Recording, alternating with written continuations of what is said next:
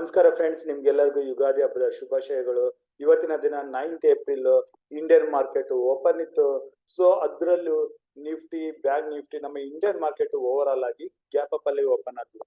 Nifty 100 points ಅಂದ್ರೆ bank Nifty 200 ಗಿಂತ ಹೆಚ್ಚಿನ ಪಾಯಿಂಟ್ಸ್ ಅಲ್ಲಿ ಗ್ಯಾಪ್ ಅಪ್ ಅಲ್ಲಿ ಓಪನ್ ಆಯ್ತು.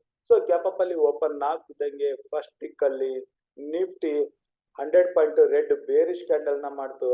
ಸೊ ಅಲ್ಲಿಂದ ನಿಫ್ಟಿನಲ್ಲಿ ಸ್ವಲ್ಪ ರಿಕವರಿ ಬಂದ್ರೆ ಕೂಡ ಡೇ ಹೈನ ಕ್ರಾಸ್ ಆಗಕ್ಕಾಗದೆ ನಿಫ್ಟಿನಲ್ಲಿ ಪ್ರಾಫಿಟ್ ಬುಕಿಂಗ್ ಬಂದು ನಿಫ್ಟಿ 22,645 ಹತ್ರ ಬಂದು ಕ್ಲೋಸಿಂಗ್ ನ ಕಂಡಿದೆ. ಇನ್ನು ಬ್ಯಾಂಕ್ ನಿಫ್ಟಿನಲ್ಲಿ ಸ್ವಲ್ಪ ನಿನ್ನೆ ಸ್ಟ್ರೆಂತ್ ಇರೋ ಸಲುವಾಗಿ ಬ್ಯಾಂಕ್ ನಿಫ್ಟಿನಲ್ಲಿ ಕೂಡ ಓಪನಿಂಗ್ ಇಂದಾನೆ ಮೊದಲನೇ 15 ನಿಮಿಷದಲ್ಲಿ 200 ಪಾಯಿಂಟ್ಸ್ ರೆಡ್ ಕ್ಯಾಂಡಲ್ ಆಗಿತ್ತು. ಆದ್ರೆ ಬ್ಯಾಂಕ್ ನಿಫ್ಟಿನಲ್ಲಿ ಸ್ವಲ್ಪ ರಿಕವರಿ ಬಂದಿದ್ದು, ಇದು ನಿಯರ್ ತನ್ನ ಸೈಕಲಾಜಿಕಲ್ ಲೆವೆಲ್ 49,000 ಹತ್ರ ಹೋಗಿತ್ತು. ಆದ್ರೆ ನಿಫ್ಟಿ ಜೊತೆನೆ ಬ್ಯಾಂಕ್ ನಿಫ್ಟಿನಲ್ಲಿ ಕೂಡ ಪ್ರಾಫಿಟ್ ಬುಕಿಂಗ್ ಬಂತು. Bank Nifty again day low 48,570 ವರೆಗೆ ಬಂದಿದ್ದು, ಎಂಡ್ ಆಫ್ ದ ಡೇ 48,710 ಹತ್ರ ಕ್ಲೋಸಿಂಗ್ ನ ಕಂಡಿದೆ. ಸೊ ಈ ಕ್ಲೋಸಿಂಗ್ ನೋಡ್ತಾ ಇದ್ರೆ ಮಾರ್ಕೆಟ್ ಅಲ್ಲಿ ಟೆಂಪರರಿ ಬಿಯರಿಶ್ ಮೂವ್ಮೆಂಟ್ ಶುರು ಆಗಿದೆ ಅನ್ನೋ ತರ ಕಾಣಿಸ್ತಾ ಇದೆ. ಸೊ ಇದನ್ನ ಇಟ್ಕೊಂಡು ನಾವು ನಿಫ್ಟಿ ಹಾಗೂ ಬ್ಯಾಂಕ್ ನಿಫ್ಟಿಯ 10th ಏಪ್ರಿಲ್ ಬುಧವಾರದ ನಿಫ್ಟಿ ಹಾಗೂ ಬ್ಯಾಂಕ್ ನಿಫ್ಟಿ ಎರಡರ ಎಕ್ಸ್ಪೈರಿ, ವೀಕ್ಲಿ ಎಕ್ಸ್ಪೈರಿ ಇದೆ. ಏತಕ್ಕಂತಂದ್ರೆ ಅಗೇನ್ ಗುರುವಾರ ರಂಜಾನ್ ಹಬ್ಬದ ಸಲುವಾಗಿ ಭಾರತದ ಮಾರ್ಕೆಟ್ ರಜದಲ್ಲಿರುತ್ತೆ. ಹಾಗಾಗಿ ನಿಫ್ಟಿ ಎಕ್ಸ್ಪೈರಿ ಕೂಡ ಬುಧವಾರ ದಿನ 10th ಏಪ್ರಿಲ್ ಇರುತ್ತೆ.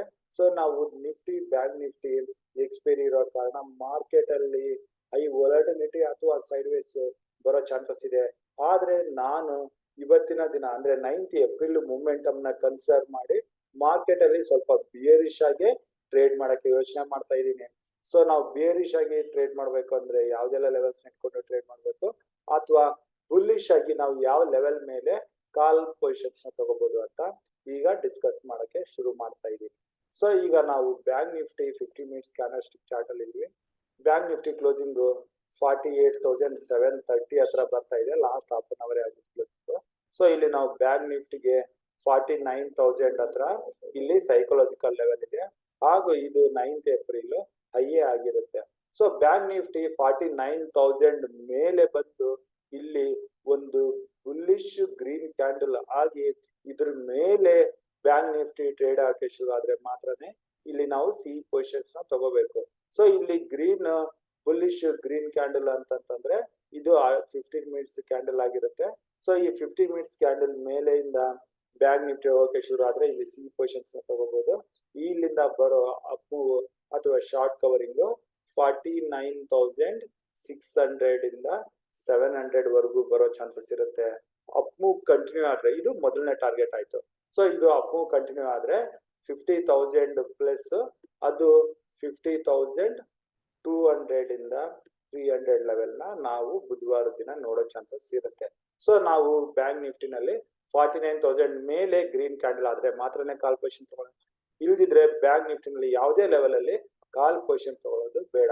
ಹಾಗೂ ಬ್ಯಾಂಕ್ ನಿಫ್ಟಿ ಏನಾದ್ರೂ ಈಗಿನ ಲೆವೆಲ್ ಇಂದ ಸ್ವಲ್ಪ ಗ್ಯಾಪ್ ಅಪ್ ಅಲ್ಲಿ ಓಪನ್ ಆದ್ರೆ ಇಲ್ಲಿ ನಾವು ಒಂದು ರಿಸ್ಕಿ ಪುಟ್ ಪೊಸಿಷನ್ಸ್ ನ ತಗೊಳಕ್ಕೆ ಯೋಚನೆ ಮಾಡಬಹುದು. ಮೇಲೆ 49,050 ಈ ಲೆವೆಲ್ ಅಲ್ಲಿ ಸ್ಟಾಪ್ ಲಾಸ್ ನ ಇಟ್ಕೋಬಹುದಾಗುತ್ತೆ. ಸೊ ಇಲ್ಲಿಂದ ಪುಟ್ ಪೊಸಿಷನ್ಸ್ ನ ತಗೊಂಡ್ರೆ ಇಲ್ಲಿಂದ ಬರೋ ಡೌನ್ ಮೂವ್ಗೆ ಅಗೇನ್ 48,600 ಮೊದಲನೇ ಟಾರ್ಗೆಟ್ ಆಗುತ್ತೆ. ಇದನ್ನು ಬ್ರೇಕ್ ಆಗಿ ಕೆಳಗಡೆ ಬಂದ್ರೆ ನೆಕ್ಸ್ಟ್ ಟಾರ್ಗೆಟ್ 48,300 ಲೆವೆಲ್ ವರೆಗೆ ನಾವು ಬುಧವಾರ ದಿನ ನೋಡೋ ಚಾನ್ಸಸ್ ಇರುತ್ತೆ. ಇನ್ನು ಈ ಲೆವೆಲ್ ಕೂಡ ಬ್ರೇಕ್ ಆಗಿ ಕೆಳಗೆ ಹೋಗೋ ಚಾನ್ಸಸ್ ಇದ್ರೆ ಅದನ್ನ ನಾವು ನಮ್ಮ ಟುಡೇಸ್ ಇನ್ವೆಸ್ಟ್ಮೆಂಟ್ ಟೆಲಿಗ್ರಾಮ್ ಗ್ರೂಪ್ ಅಲ್ಲಿ ಅಪ್ಡೇಟ್ ಮಾಡ್ತೀವಿ. ಸೊ ಇದು ಬ್ಯಾಂಕ್ ನಿಫ್ಟಿಯ 5 ಡೇ ಮೂವಿಂಗ್ ಆವರೇಜ್ ಇದೆ. ಸೊ ಈ ಲೆವೆಲ್ ವರೆಗೆ ಬ್ಯಾಂಕ್ ನಿಫ್ಟಿ ಬರೋ ಚಾನ್ಸಸ್ ಇದೆ. ಇಲ್ಲಿ ಪುಟ್ ಪೊಸಿಷನ್ಸ್ ಇದ್ರೆ ಇಲ್ಲಿ ಪ್ರಾಫಿಟ್ ನ ಬುಕ್ ಮಾಡ್ಕೊಳ್ಳಿ. ಇಲ್ಲಿಂದ ರಿವರ್ಸಲ್ ಬರ್ತಾ ಇದ್ರೆ ಕೂಡ ಸಿ ಪೊಸಿಷನ್ಸ್ ನ ತಗೊಳ್ಳೋದು ಬೇಡ. ಅದೇ 48,300 ಕೆಳಗಡೆ ಇದ್ರೆ ನಾನು ಆಲ್ರೆಡಿ ಹೇಳಿದಂಗೆ ಇನ್ನು ಹೆಚ್ಚಿನ ಡೌನ್ ಮೂವ್ ಚಾನ್ಸಸ್ ಇದ್ರೆ ಅದನ್ನ ನಾವು ನಮ್ಮ ಟುಡೇಸ್ ಇನ್ವೆಸ್ಟ್ಮೆಂಟ್ ಟೆಲಿಗ್ರಾಮ್ ಗ್ರೂಪ್ ಅಲ್ಲಿ ಅಪ್ಡೇಟ್ ಮಾಡ್ತೀವಿ. ಸೊ ಓನ್ಲಿ ಈ ಲೆವೆಲ್ಸ್ ಗಳನ್ನ ಇಟ್ಕೊಂಡು ನಾವು ಬ್ಯಾಂಕ್ ನಿಫ್ಟಿನಲ್ಲಿ ಬುಧವಾರದ ದಿನ 10th ಏಪ್ರಿಲ್ ಟ್ರೇಡ್ ಮಾಡೋಣ. ಈಗ ನಿಫ್ಟಿಗೆ ಬರೋಣ. ಸೊ ನಾವು ನಿಫ್ಟಿನಲ್ಲಿ ಬುಧವಾರ ದಿನ ನಿಫ್ಟಿಯ ವೀಕ್ಲಿ ಎಕ್ಸ್ಪೈರಿನಲ್ಲಿ ಇವತ್ತಿನ ಕ್ಲೋಸಿಂಗ್ ನೋಡ್ತಾ ಇದ್ರೆ ಯಾವುದೇ ಲೆವೆಲ್ ಅಲ್ಲಿ ಕಾಲ್ ಪೊಸಿಷನ್ ತಗೊಳ್ಳೋದು ಬೇಡ. ಕಾಲ್ ಪೊಸಿಷನ್ಸ್ ಏನಾದ್ರು ತಗೊಳ್ಳೋದಿದ್ರೆ ಅದು ಓನ್ಲಿ ಬ್ಯಾಂಕ್ ನಿಫ್ಟಿನಲ್ಲಿ ಮಾತ್ರನೇ ಯೋಚನೆ ಮಾಡೋಣ. ನಿಫ್ಟಿನಲ್ಲಿ ಯಾವುದೇ ಸಿ ಪೊಸಿಷನ್ಸ್ ನ ತಗೊಳ್ಳೋದು ಬೇಡ. ಇನ್ನು ನಿಫ್ಟಿನಲ್ಲಿ ಪುಟ್ ಪೊಸಿಷನ್ ತಗೋಬೇಕು ಅಂತಂದ್ರೆ Nifty starting of the day ನಮ್ಗೆ ಏನಾದ್ರು ಇಯರ್ ಲೆವೆಲ್ ಅಲ್ಲಿ 22,750 ಇಂದ 800 ಈ ಲೆವೆಲ್ ಅಲ್ಲಿ ಸಿಕ್ಕರೆ ಇಲ್ಲಿ ನಾವು ಪುಟ್ ಪೊಸಿಷನ್ಸ್ ನ ತಗೋಬೇಕು. ಹಾಗೂ ಮೇಲೆ ಸ್ಟಾಪ್ ಲಾಸ್ 22,850 ಈ ಲೆವೆಲ್ ಅಲ್ಲಿ ಸ್ಟಾಪ್ ಲಾಸ್ ನ ಇಟ್ಕೋಬೇಕಾಗುತ್ತೆ.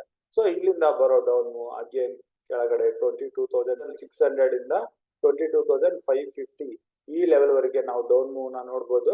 ಹೈಯರ್ ಲೆವೆಲ್ ಇಂದ ಡೌನ್ ಮೂವ್ ಬಂದ್ರೆ ಸೊ ಇಲ್ಲಿ ಬರ್ತದಂಗೆ ಇಲ್ಲಿ ಪ್ರಾಫಿಟ್ ಬುಕಿಂಗ್ ಮಾಡ್ಕೋಬೇಕು. ಇನ್ನು Nifty starting of the day ಲಿಂದಾನೆ 22,600 ಕೆಳಗಡೆ ಟ್ರೇಡ್ ಆಗ್ತಾ ಇದ್ರೆ ಇಲ್ಲಿ ಯಾವುದೇ ಪೊಸಿಷನ್ಸ್ ನ ತಗೊಳ್ಳೋದು ಬೇಡ. ಇಲ್ಲಿಂದ ಏನಾದ್ರು ರಿಕವರಿ ಬಂದು 22,750 800 ಈ ಲೆವೆಲ್ ಅಲ್ಲಿ ಸಿಕ್ಕರೆ ಮಾತ್ರ ಪುಟ್ ಪೊಸಿಷನ್ ತಗೊಳ್ಳೋಣ. ಹಾಗೂ ಕಾಲ್ ಪೊಸಿಷನ್ಸ್ ಯಾವುದೇ ಲೆವೆಲ್ ಅಲ್ಲಿ ತಗೊಳ್ಳೋದು ಬೇಡ. ಲೋವರ್ ಲೆವೆಲ್ ಅಲ್ಲಿ ಪುಟ್ ಪೊಸಿಷನ್ ತಗೋಬೇಕು ಅಂತಂದ್ರೆ ಆಫ್ಟರ್ 2 PM 2 ಗಂಟೆ ನಂತರ ಏನಾದ್ರು 22,550 ಈ ಲೆವೆಲ್ ಕೆಳಗಡೆನೆ ನಿಫ್ಟಿ ಇತ್ತು ಅಂತಂದ್ರೆ ಇಲ್ಲಿ ಪುಟ್ ಪೊಸಿಷನ್ ತಗೊಳ್ಳೋದ್ರ ಬಗ್ಗೆ ಯೋಚನೆ ಮಾಡಬಹುದು. ಆ ರೀತಿ ಲೆವೆಲ್ಸ್ ಇದ್ರೆ ಅದನ್ನ ನಾವು ನಮ್ಮ ಟುಡೇಸ್ ಇನ್ವೆಸ್ಟ್ಮೆಂಟ್ ಟೆಲಿಗ್ರಾಮ್ ಗ್ರೂಪ್ ಅಲ್ಲಿ ಅಪ್ಡೇಟ್ ಮಾಡ್ತೀವಿ. ಸೊ ಈ ಎಲ್ಲ ಲೆವೆಲ್ಸ್ ನ ಇಟ್ಕೊಂಡು ನಾವು ನಿಫ್ಟಿ ಹಾಗೂ ಬ್ಯಾಂಕ್ ನಿಫ್ಟಿನಲ್ಲಿ 10th ಏಪ್ರಿಲ್ ವೀಕ್ಲಿ ಎಕ್ಸ್ಪೈರಿ ದಿನ ಟ್ರೇಡ್ ಮಾಡೋಣ. ಸೊ ಇಷ್ಟು ಹೇಳ್ತಾ ಇವತ್ತಿನ ವಿಡಿಯೋ ಇಲ್ಲಿಗೆ ಮುಗಿಸ್ತಾ ಇದ್ದೀನಿ. ನಮ್ಮ ಮೂವರ ವಿಡಿಯೋ ಬರೋವರೆಗೂ ನಿಮಗೆ ನನ್ನ ಕಡೆಯಿಂದ ಧನ್ಯವಾದಗಳು. ಜೈ ಹಿಂದ್, ಜೈ ಕರ್ನಾಟಕ ಮಾತೆ.